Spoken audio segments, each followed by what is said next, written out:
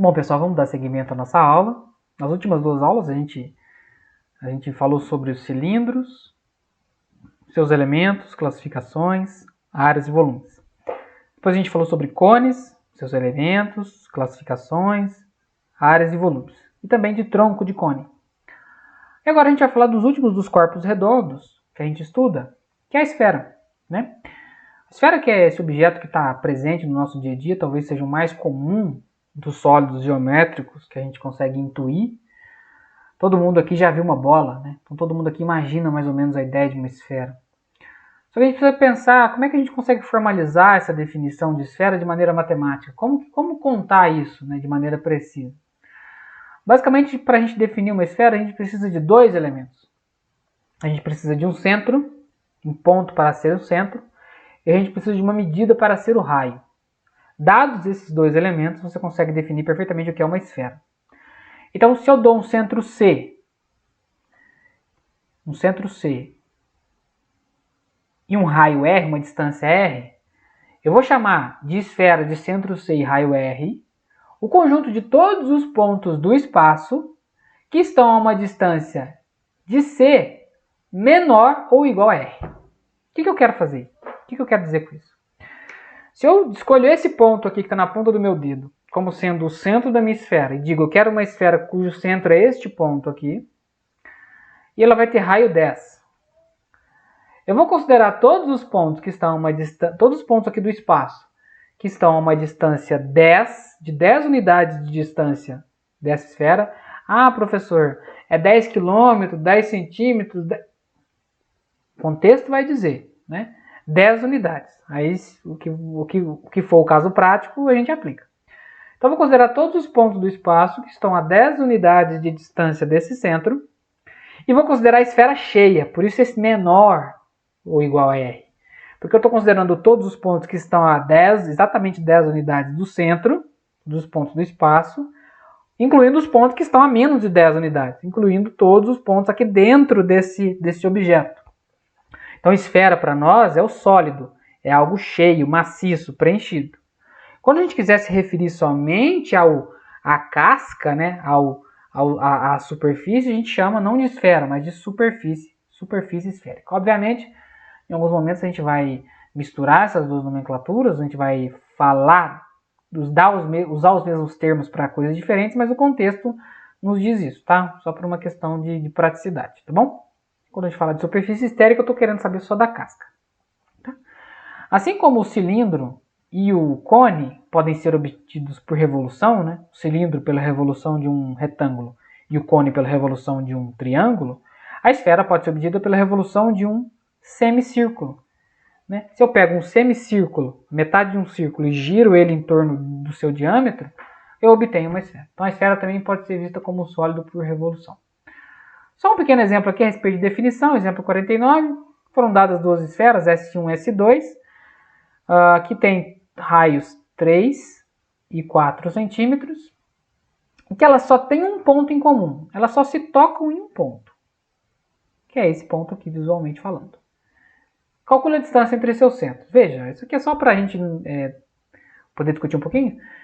Quando a gente fala que duas esferas se tocam só em um ponto, que elas só se esbarram numa beiradinha, digamos, a gente diz que elas são esferas tangentes, tá? A reta, lembra lá das nossas aulas de reta tangente, do ciclo trigonométrico? Quando a gente fala de objetos tangentes, são objetos que se tocam, só se esbarram, se tocam só num ponto, né? Então aqui, nesse caso aqui, obviamente, a distância entre esse centro C2 e o centro C1 é a soma das distâncias dos raios, né? Que no caso aqui é 4 mais 3, e no caso vai ser 7. Então aqui tem as distâncias entre os centros de 7 centímetros. Nada de interessante a se fazer, tá? Área da superfície e volume da esfera. São duas quantidades importantes a gente saber, né? A área da superfície, ou seja, aquela superfície, ela ocupa uma área. Qual é essa área? Né? Se eu quisesse embrulhar essa esfera com papel, quanto de papel eu gastaria, né? Desconsiderando as perdas. E o volume dessa esfera, né? O quanto ela ocupa de volume no espaço, né? O quanto de volume cabe ali dentro daquela esfera, né?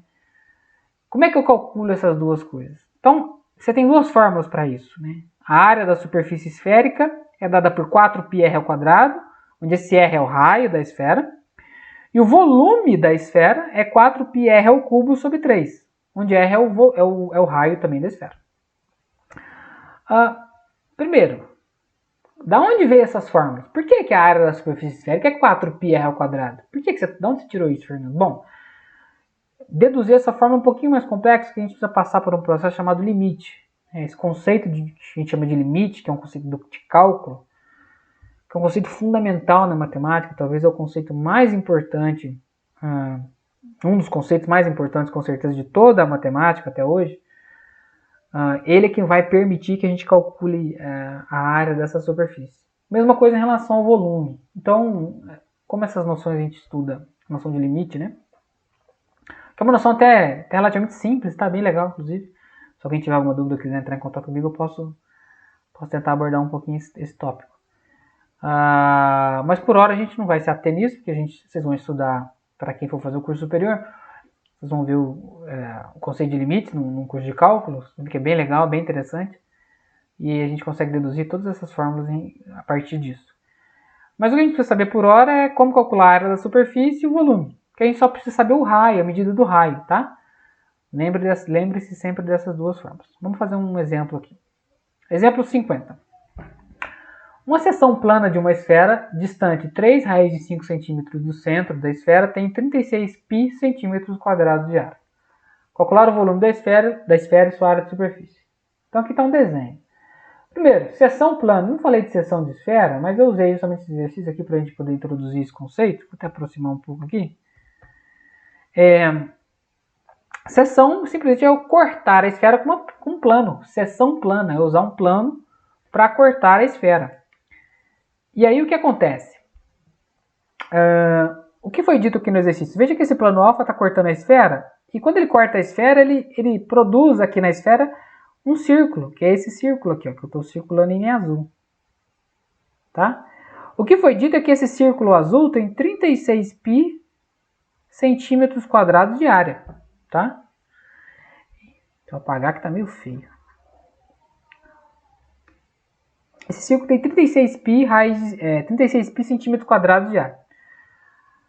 E foi dada a distância que foi feito esse corte do centro, que é esse 3 raiz de 5. Ou seja, esse ponto O até o ponto C tem distância 3 raiz de 5 centímetros. A partir com esses dados eu quero calcular o volume da esfera.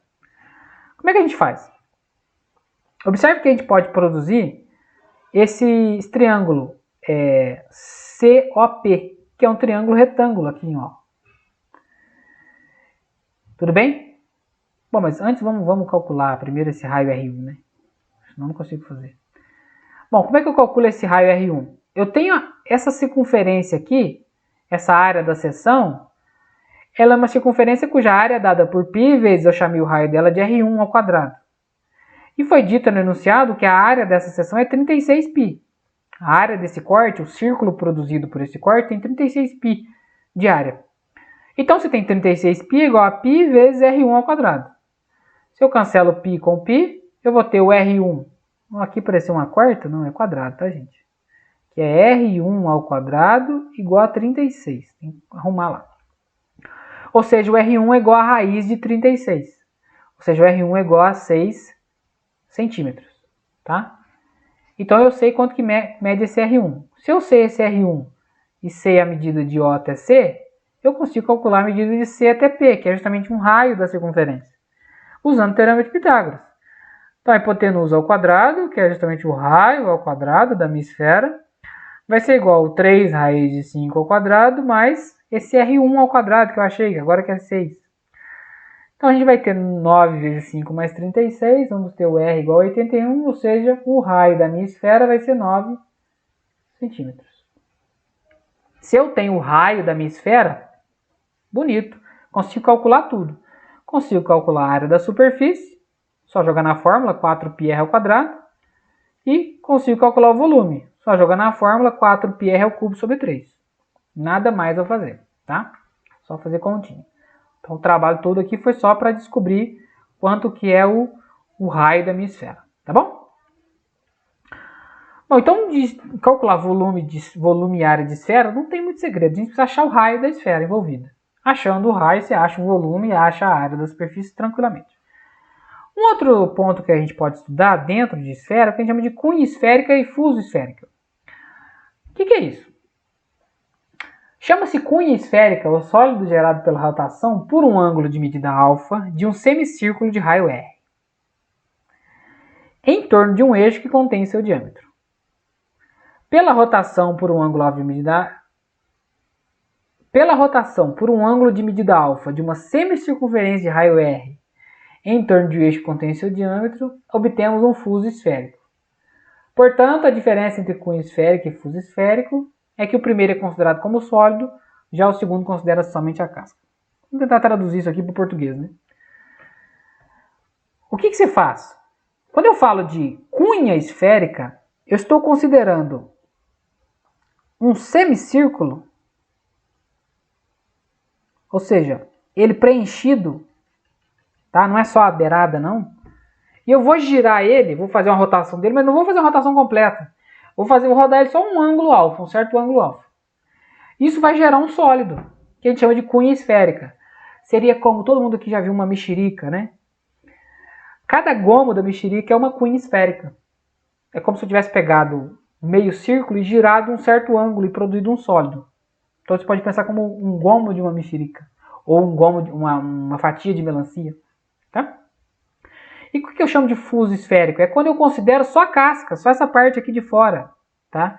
É quando eu considero girar somente a beirada do meu semicírculo, tá? Essa é a diferença dessas duas coisas.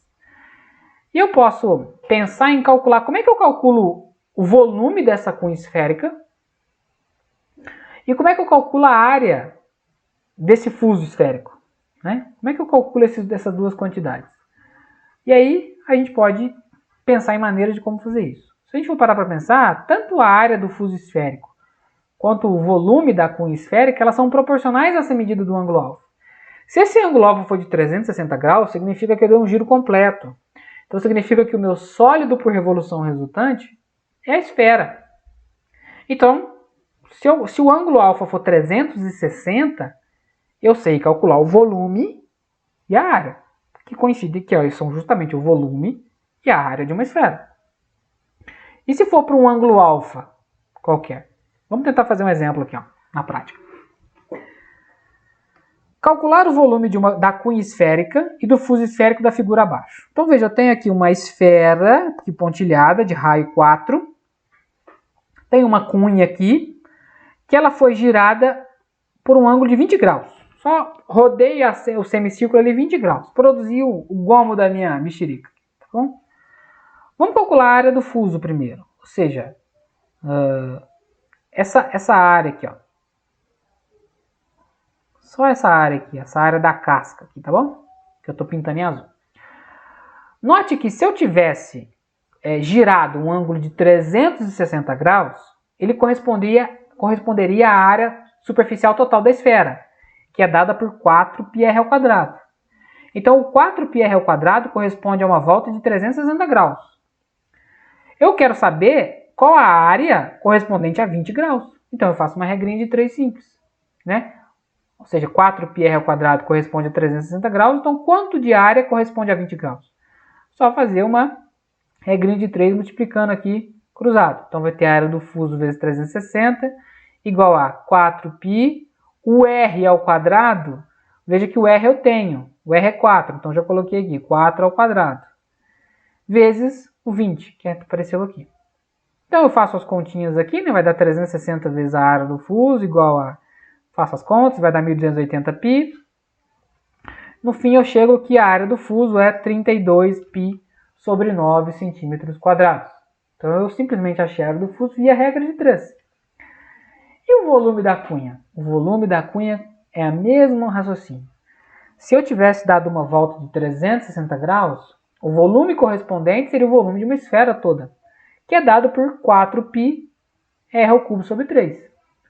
Como eu dei um giro só de 20 graus, eu quero saber o volume que corresponde a isso. Então, mais uma vez, eu faço uma regrinha de 3. Multiplicando cruzado. Então, vai dar 360 vezes o volume da cunha. Vai ser 20 vezes 4πr ao cubo. Já coloquei o r aqui como 4, dividido por 3. Fazendo todos os cálculos, simplificações, multiplicações, divisões envolvidas, a gente vai obter... Por que aqui eu coloquei 128π? Aqui tá errado, né? Porque provavelmente eu dividi 5.120, 360, para sobrar 9, eu dividi por 40. Né? Então aqui vai dar 0, 0, vai dar 1, 1, 1, 2, 3, 2, 8. Então dá 120, então eu dividi por 40 em cima e embaixo. Aqui ficou esse 9. O 128 ele divide por 3? Não. Também então não divide por 9. Então, na verdade aqui tem que corrigir o volume da cunha. A resposta é 128π sobre 27 centímetros cúbicos. Eu esqueci de multiplicar o 3 pelo 9. Tá? Esse é o volume da cunha resultante. Tá bom? Então veja que o exercício simples, só para corrigir lá no caderno didático, atualizar para vocês. Mas basicamente é isso. Então, espero que vocês consigam fazer o exercício proposto. Se tiver alguma dúvida, podem entrar em contato. E a respeito de corpos redondos, isso é basicamente tudo, de maneira até um pouco superficial, que a gente pode ver. Tá? Qualquer dúvida pode entrar em contato. Um abraço e até a próxima aula.